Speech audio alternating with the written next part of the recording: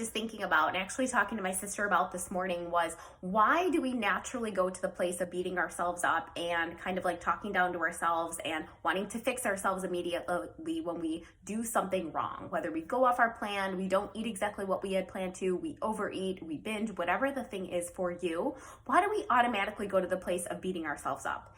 And I thought about that for a little bit, and I came to the conclusion it is likely for a lot of us because that is what we experienced as children.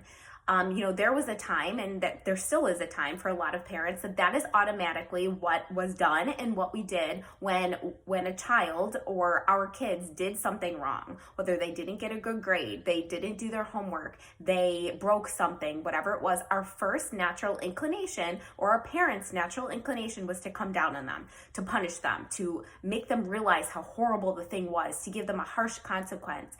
And now as adults, it makes complete sense that that is what we are doing to ourselves. I hear this time and time again when I talk to people, that we feel like we have to punish ourselves and put ourselves down, and that we should feel guilty for the thing that we did wrong. And I completely disagree with that. And even spending the past few years working with business owners, I saw that a lot of the time that when business wasn't going well, or maybe something just didn't go as they expected, maybe I worked with law firm owners, so maybe they didn't win a case, and they thought that they had to apply more pressure to themselves and beat themselves up more to get to their goal. And I want to offer that that is not the only way to do it, and it's going to be much more enjoyable if we don't do it that way, and you're going to see much more sustainable results.